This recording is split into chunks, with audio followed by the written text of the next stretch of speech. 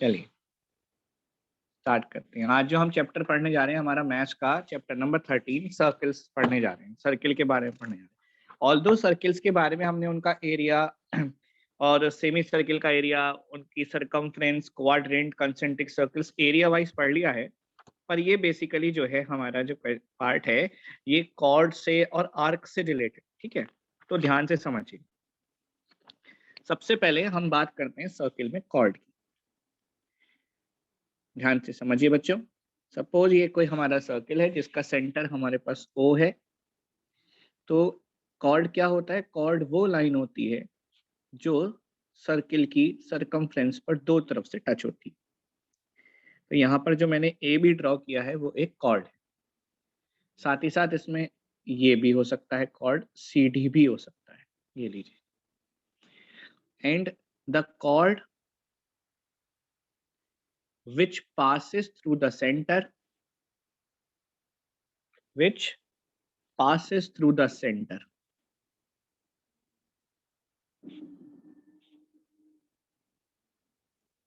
is known as diameter। ध्यान रखिएगा, जो कॉर्ड सेंटर से पास होता है सर्किल के और सरकमफ्रेंस को टच कर रहा है दोनों पॉइंट्स पर, उसे हम डायमीटर कहते हैं। जैसे ए ओ बी, यहाँ पर ए ओ बी एक कॉर्ड भी है और ए बी जो है वो डायमीटर भी, क्योंकि ये सेंटर से पास हो। समझ आया बच्चों? बोलो हाँ कि ना। Yes sir. अब बात करते हैं कि जो एक आर्क है वो सर्किल को किस तरीके से डिवाइड करता है। ये मान लीजिए हमारे पास एक सर्किल है, यहाँ हमने एक कॉर्ड ड्रॉ किया ए बी। तो जो कॉर्ड होगा ए बी इस सर्किल को दो सेगमेंट्स में डिवाइड करता है बच्चों। जो ऊपर वाला मैक्सिमम वाला पोर्शन है या जो मेजर वाला पोर्शन है उसे कहते हैं मेजर सेगमेंट, और नीचे वाले पोर्शन को कहते हैं माइनर सेगमेंट। याद रहेगा बच्चों, मेजर सेगमेंट, माइनर सेगमेंट। यहां तक कोई प्रॉब्लम किसी को? आसान है ना? Yes sir. इसके बाद हमारे आते हैं कॉन्साइक्लिक पॉइंट्स। कॉन्साइक्लिक पॉइंट्स, जब जो पॉइंट्स सर्किल की सरकमफेरेंस पर लाई करते हैं, the points which lie on the circumference of circle, the points which lie on the circumference of circle are known as concyclic points। तो वो सभी पॉइंट जो सर्किल की सरकमफ्रेंस पर लाई करते हैं उन्हें कॉन्साइक्लिक पॉइंट्स कहते हैं। जैसे for example point P, Q, R, S, T, ये सब कॉन्साइक्लिक पॉइंट्स। कैसे पॉइंट्स है बच्चों ये? कॉन्साइक्लिक। कॉन्साइक्लिक पॉइंट से बनता है कॉन्साइक्लिक क्वाड्रिलेटरल, कॉन्साइक्लिक क्वाड्रिलेटरल, या इसे साइक्लिक क्वाड्रिलेटरल भी कहते हैं। ध्यान रखिएगा बच्चों, जो कॉन्साइक्लिक पॉइंट्स हैं इन्हें साइक्लिक पॉइंट्स भी कहा जाता है। अब ये साइक्लिक क्वाड्रिलेटरल क्या होता है? देखिए, एक क्वाड्रिलेटरल के 4 वर्टिसेस होते हैं। जब एक क्वाड्रिलेटर के ऑल द 4 वर्टिसेस, जो चारों के चारों वर्टिसेस हैं, वो सर्किल की सरकमफ्रेंस पर लाई करते हैं, तब हम उस क्वाड्रिलेटर को कहते हैं cyclic quadrilateral. If all the 4 vertices of the quadrilateral lie on the circumference of circle, then that is known as cyclic quadrilateral। then that quadrilateral is known as cyclic quadrilateral. For example,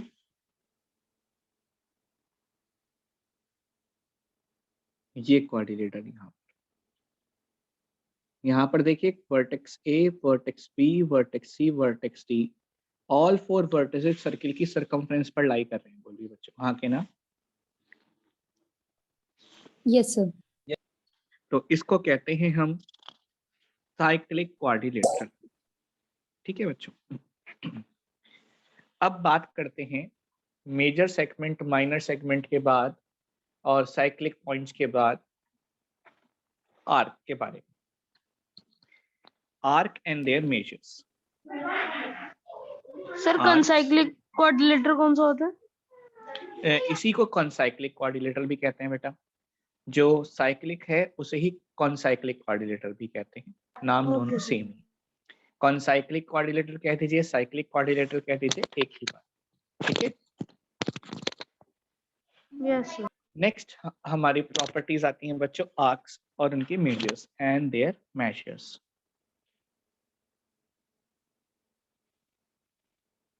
ध्यान से समझिएगा बच्चों।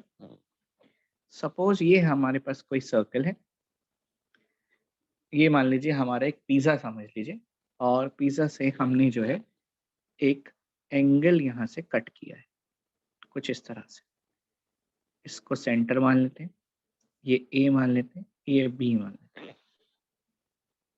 ठीक है बच्चों, ये जो हमने पोर्शन कट किया, तो ये जो ए से बी तक का हिस्सा है जो हमने सेंट्रल एंगल कट किया है, जो एंगल से रिलेटेड हिस्सा है या पार्ट है, सरकमफ्रेंस का ये वाला part from A to B. आइए एक पॉइंट और लिख देता हूँ यहाँ पर पी। तो ये जो हिस्सा दिख रहा है आपको, ये जो पोर्शन दिख रहा है आपको ए पी बी, इसको बोलते हैं बच्चों, सरकमफ्रेंस के इस हिस्से को बोलते हैं बच्चों माइनर आर्क। क्या बोलते हैं? Minor arc. इस वाले हिस्से को, इस पूरे हिस्से को बोलते हैं माइनर आर्क। ध्यान रखिएगा, यानी माइनर आर्क यानी छोटा आर्क, और इसका नाम हमने लिखा है ए पी बी। और आर्क के ऊपर हम ये कर्व लाइन ड्रॉ करते हैं बच्चों, जिससे कि हमें पता रहे we are talking about the arc. Any problem up till here? No, sir. जो बचा हुआ पोर्शन होता है उसे मेजर आर्क कहते हैं। जो बचा हुआ पोर्शन है उसे मेजर आर्क कहते हैं। अगर हम यहाँ पर Q लिखते हैं तो A से लेके Q और Q से लेके B तक ये मेजर आर्क है। Major arc A Q B, ये सिंबल हो गया। बच्चों समझ आया? Yes, sir. अब सपोज करिए ये हमारा एंगल जो है वो 60 डिग्री, और हमें जो मेजर आर्क वाला जो एंगल बन रहा है बाहर, रिफ्लेक्स एंगल जिसे आप कहते हैं, वो कैलकुलेट करना है। तो जाहिर सी बात है, अगर हम 360 डिग्री में से ये 60 डिग्री सब्ट्रैक्ट कर दें तो हमारे पास एंगल आ जाएगा। बोलिए बच्चों। Yes, sir. तो जर्नली है ना, जर्नली बच्चों हम एंगल ऐसे रिप्रेजेंट करते थे, इस तरह से एंगल का साइन लगाते थे। इस चैप्टर में जो एंगल का साइन है वो एम से डिनोटेड। तो जब हम बात करेंगे M angle A Q B की, ए क्यू बी की, यानी बाहर वाले एंगल की बात कर रहे हैं हम, इस वाले एंगल, तो हम लिखेंगे 360 माइनस 60 इज इक्वल टू 300। बोलिए बच्चों, कोई प्रॉब्लम? समझ आ गया? नहीं आया? सर एक बार और जी बच्चों, जर्नली हम लिखते थे इस तरह से, reflex angle A Q B. ये वाला एंगल जब हम बात करते हैं इस वाले पोर्शन वाले एंगल की, तो हम जर्नली जूनियर क्लासेस में लिखते थे reflex angle A Q B, यानी ए ओ बी लिखते थे इसमें। यहाँ पर हम लिखते थे reflex angle A O B. यहाँ क्या लिख रहे हैं हम? यहाँ पर आर्क के नाम के अकॉर्डिंग लिख रहे हैं। यहाँ पर हम लिख रहे हैं एम यानी angle, the angle which is found by the arc, major of the major arc. M का मतलब है यहाँ पर मेजर ऑफ आर्क। अब वो आर्क कोई सा भी हो सकता है बच्चों, माइनर भी हो सकता है, मेजर भी हो सकता है। एक एग्जांपल और लेता हूँ, उसमें थोड़ा हौच पौच हो जाएगा वरना। सपोज कीजिए ये हमारे पास वो पॉइंट है, ये एंगल हमारा जो है वो 100 डिग्री है, ये ए पॉइंट है, ये बी। इस पॉइंट को पी मान लेते हैं और वहां क्यू मान लेते हैं आसानी के लिए। तो जब मैं आपसे कहूं कि मेजर निकालिए एंगल ए क्यू बी का, ए क्यू बी, तो मैं ऐसे नहीं लिखूंगा इसको क्योंकि एंगल के नाम से तो लिखा जाना था ए ओ बी, यानी ये बाहर वाला पोर्शन। यहाँ पर शॉर्ट फॉर्म में लिखा जाता है एम, यानी मेजर, और कौन से आर्क का उसका नाम लिखा जाता है। तो जैसे मुझे ए क्यू बी आर्क का मेजर निकालना है तो ये लिखा जाएगा इस तरह से, M A Q is equal to, अगर मैं पूरे 360 डिग्री में से एंगल ये वाला सब्ट्रैक्ट कर दूं, इस एंगल का नाम लिखा जाएगा M A P B.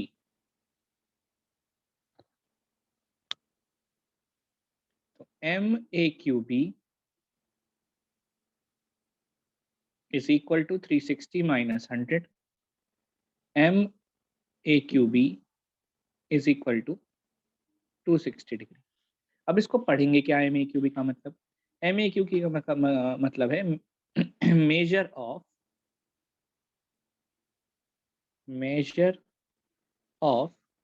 Major arc A Q B, ये मतलब होता है इसका।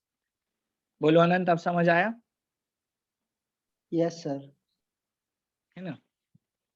चलिए बच्चों एक और एग्जांपल लेते हैं।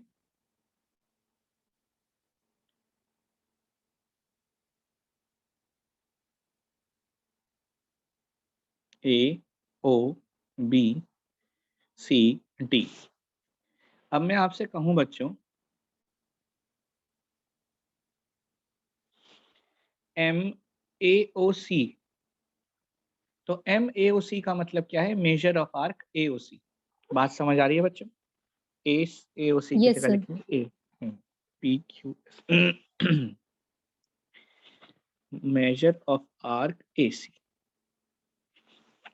तो इसकी वैल्यू यहाँ पर x है। अब बताइए major of arc C D क्या है बच्चों?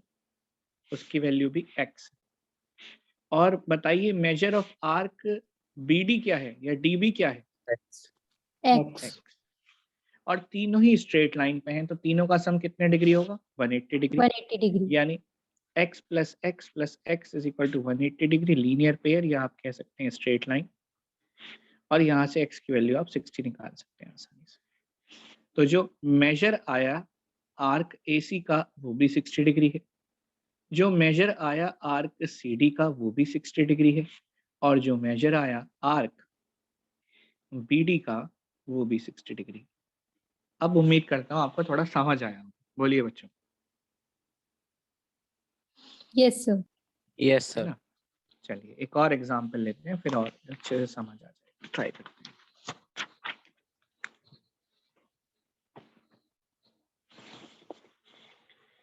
यहाँ पर एक और एग्जांपल क्या लिया जा सकता है, ये देखिए।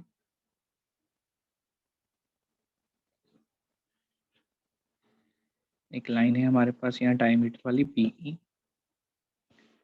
एक और लाइन है यहाँ पर, चलिए कोई नहीं, सही है, ड्रॉ कर देंगे, ओ यहाँ पर मान लेते हैं, ये C, ये D, ये 40 डिग्री है, ये 25 डिग्री है। अब कहता है फाइंड, क्वेश्चन में कह रहा है फाइंड MABC, MCEA और MCAE। तो इसका मतलब ये है कि क्वेश्चन में हमसे फाइंड कराने के लिए कह रहा है कि मेजर फाइंड करिए आर्क ABC का। तो ये पॉइंट हमारा A है बच्चों, ABC दिख रहा है ये पूरा आर्क बच्चों, ABC आर्क। Yes, यानी sir. हमसे इसका मेजर कैलकुलेट कराने के लिए कह रहा है, इस पूरे का मेजर। फिर हमसे कह रहा है मेजर निकालिए आर्क का वैल्यू, मेजर मतलब वैल्यू निकालिए आर्क CEA की, CEA की यहाँ तक, पूरा यहाँ तक। और फिर CAE की, CAE की, यहाँ से इस लाइन को यहाँ तक जोड़ रहा है, CAE। चलिए स्टार्ट करें बच्चों, रेडी। सबसे पहले इस BOCR वाली वैल्यू को x मान लेते हैं, तो इससे क्या होगा, ये स्ट्रेट लाइन आ जाएगी बच्चों, और स्ट्रेट लाइन पे सम कितना होता है आपको पता ही है, 180 डिग्री होता है कि 180 नहीं। डिग्री। तो यहाँ से एंगल BOC की वैल्यू निकाल लेते हैं। पहले हम कहेंगे angle BOC plus angle COD plus angle DOE is equal to 180 degree straight line. बोलिए बच्चों, कोई प्रॉब्लम यहाँ तक? No sir. ठीक, BOC की जगह यहाँ पर x है, ये 40, ये 25 इज इक्वल टू 180। 180 माइनस 65 कितना बचा बच्चों, बताइए जल्दी से। Sir 115 115 degree. 115, यानी हमारे पास एंगल BOC की वैल्यू अब आ चुकी है 115। यहाँ लिख लेते हैं 115। अब ये देखिए बच्चों, DOE एंगल और BOA एंगल तो वर्टिकली अपोजिट है, तो इसको 25 लिखा जा सकता है। बोलिए हाँ कि ना। Yes sir. Yes sir. तो लिखेंगे angle BOA is equal to angle DOE equal to 25 degree vertically opposite angle. तो यहाँ से BOA की वैल्यू भी 25 आ। अब बस हमारा ये एंगल और बचता है AOE वाला, इसको और कैलकुलेट कर लेते हैं बच्चों, बोलो कर लें इसको भी। Yes sir. देखो AOE कैसे कैलकुलेट होगा मैं बता देता हूँ बच्चों, वैसे तो आप लोग समझ ही जाएंगे, कोई इतना भारी नहीं है, ये चीज़ें तो आपने जूनियर क्लासेस में कैलकुलेट करी भी, फिर भी मैं बता देता हूँ कि अगर हम ये वाला एंगल ले लें, ये एंगल और ये एंगल 25, इन दोनों को जोड़ दें तो ये स्ट्रेट लाइन बन रही है कि नहीं बन रही है, बताइए। Yes sir. ये पूरी स्ट्रेट लाइन बन रही है। तो हम यहाँ पर लिखेंगे angle BOA plus angle AOE is equal to 180 degree straight line. यहाँ 25 लिखेंगे, यहाँ से AOE की वैल्यू निकाल लेंगे। जी बच्चों, AOE is equal to 180 minus 25, बताइए कितना बचेगा। सर 175। ओ हाँ सोचो, फिर सर सोचो। 155 degree. 155। 155 degree angle AOE is equal to 155 degree. अब हमारे पास सारे एंगल आ चुके हैं, हम आर्क्स की वैल्यू बहुत आसानी से कैलकुलेट कर सकते हैं। देखिए सबसे पहले आर्क के बारे में कह रहा है, find the major of arc ABC। तो A ये रहा, B ये रहा, C ये रहा। सबसे पहले बात करता है फर्स्ट पार्ट में MABC। आइए चेक करते हैं MABC से कौन कौन से एंगल बन रहे हैं, उसको सही से समझेंगे फिर निकालेंगे।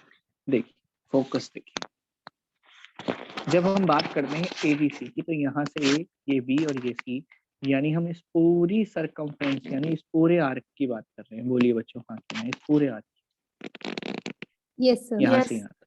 और इस आर्क में दो एंगल्स हमारे आ रहे हैं यहाँ तक।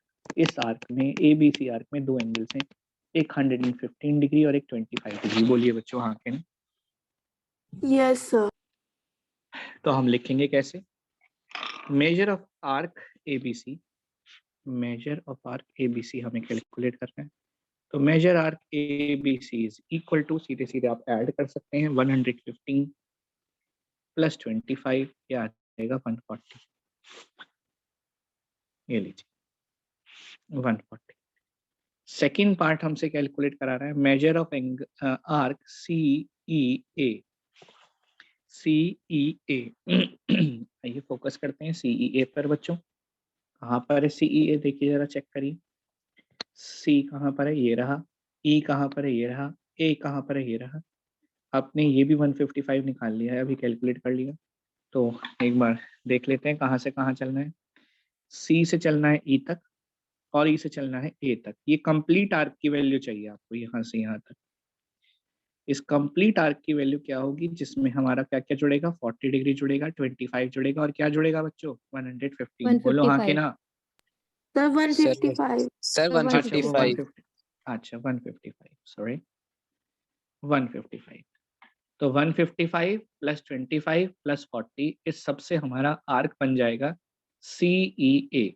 बोलिए, लिख दें? Yes, sir.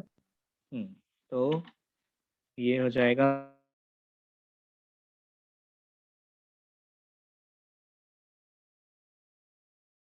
ऐड करिए फटाफट। 180 में 40 और ऐड के 220। Sir, 220 degree. लीजिए 220 हो गया। अब थर्ड पार्ट इसमें बचता है हमारा, थर्ड एंगल बचता है, इसकी वैल्यू है CAE, major of arc CAE। ये निकाल, जरा चेक कर लेते हैं CAE है क्या। C तो यहाँ पर है, जरा फोकस में लाते हैं इसको। ये थोड़ा सा मुझे अलग सा लग रहा है कुछ पार्ट। C ये तो ये रहा, A ये रहा, E ये रहा, यानी यहाँ से चलना है बच्चों, यहाँ से चलेंगे, फिर यहाँ और फिर यहाँ तक बस। इसका मतलब हमें सिर्फ 155 और 25 चाहिए या हमें कंप्लीट चाहिए बच्चों? बोलिए। सर हमें CBAE हाँ तक ये पूरा करना पड़ेगा। हमें CAE, इसको यहाँ से अगर हम देखें तो CAE,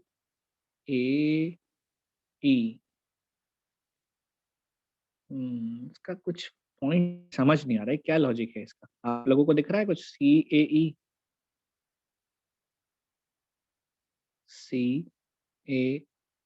अगर देखें, सर ये 115 प्लस 155 डिग्री। देखते हैं CE और A कुछ नीचे की तरफ यहाँ पर, तो कहता है C से A और A से E, यानी ये चाहिए इसको और ये चाहिए मेरे हिसाब से। तो बोलिए, CAE का तो मतलब हो गया ये वाला मेजर उसको चाहिए, AE वाला और CE वाला। तो AE वाला तो 155 है और C से E वाला तो फिर तो वो पूरा आ ही जाएगा 40-25। ये कुछ नाम का Excuse me, गड़बड़ sir. है। हाँ बोलिए। सर आई थिंक सो इसमें बी भी लेंगे सर, CBAE करके। Yes, sir. CAE, अच्छा वहां से ये कहना चाह रहे हैं आप C से A, तो फिर इसको ये लिखना चाहिए था ना, EAC पूरा पीछे तक का ये वाला पोर्शन, ये लिखना चाहिए था इसको सर क्योंकि अगर ECA। हम 40, 25 और 155 लेंगे तो वो तो सर CEA हो जाएगा। इसको लिख लेते हैं ACE, काट के इसको समझ लेते हैं कि ये पूछ रहा है यहाँ पर ACE, ये पूछ रहा है। तो A से शुरू होगा, जाएगा C तक, C से जाएगा E तक। ठीक है बच्चों, अब क्लियर है? A से C Yes, तक sir. और C से E तक। यहाँ से चलेंगे, पहले B तक जाएंगे, B से C तक जाएंगे, C से D तक जाएंगे, D से E तक जाएंगे। अब ज्यादा क्लियर है। ACE, ACE। चलिए, तो यानी 25, 115, 40 और 25 लिख लेते हैं। ये किताब इसीलिए तो माशाअल्लाह है बस। M major of arc ACE, 25 plus 115 add करो बच्चों जरा, 40 और 25। सर 205 205। हाँ, तो ये हमारा बुक से अभी भी मैच नहीं हुआ। 25 और 25 50 और ये 40। चलो कोई बात नहीं, देखा जाएगा। फिलहाल मैंने इसको चेंज करके ACE कर दिया, ACE, A to C, C to E कर दिया। तो ये तो हमारे बात हुई एंगल मेजर करने की बच्चों। अब इसके बाद आती हैं कॉर्ड की प्रॉपर्टीज और कॉर्ड से रिलेटेड कुछ यूजेस। देखते हैं अभी हमारे इसमें कितना टाइम है, 6-7 मिनट है, अभी चल जाए। अब कॉर्ड से रिलेटेड पॉइंट्स बात करते हैं। Cord properties,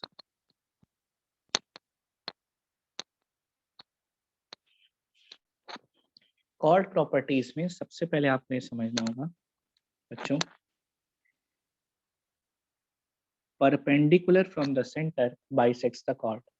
A straight line drawn from the center of a circle to bisect a chord which is not a diameter is perpendicular to a chord. मतलब सपोज कीजिए हमारे पास एक chord है AB, ये centre है सर्कल का O, यहाँ से हमने एक लाइन ड्रॉ करी है, let the name of this line be OD,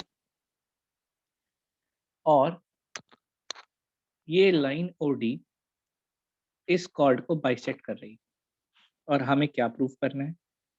हमें प्रूफ करना है to prove OD is perpendicular to AB. This is what we need to prove. हमें ये प्रूव करना है। यहाँ तक कोई पॉइंट क्लियर नहीं हो तो पूछ लीजिए बच्चों। ठीक है, सॉल्यूशन देखिए, प्रूफ देखिए। प्रूफ के लिए हम ज्वाइन करेंगे OA और OB जो कि रेडियस है सर्कल। अब हम कहेंगे in triangle ODA and triangle ODB, point number 1, AD is equal to DB given. Point number 2, OD common.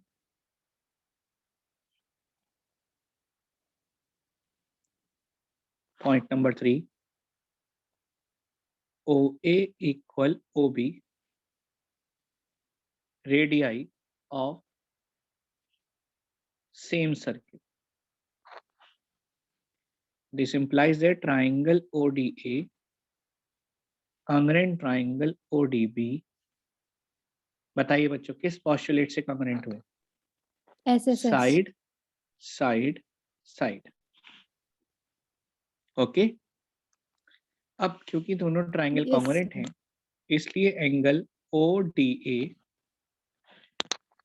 Equal है एंगल ODB के। ODA ये वाला एंगल इक्वल है ODB this angle by CPCTC।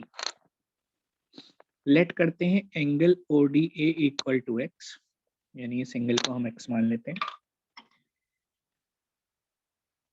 ये वाला जो एंगल दोनों इक्वल हुए x मान लेते हैं, तो ये वाला भी हमारा एंगल जो है x हो जाएगा, और क्योंकि ये स्ट्रेट लाइन पे है तो दोनों का सम 180 डिग्री हो जाएगा।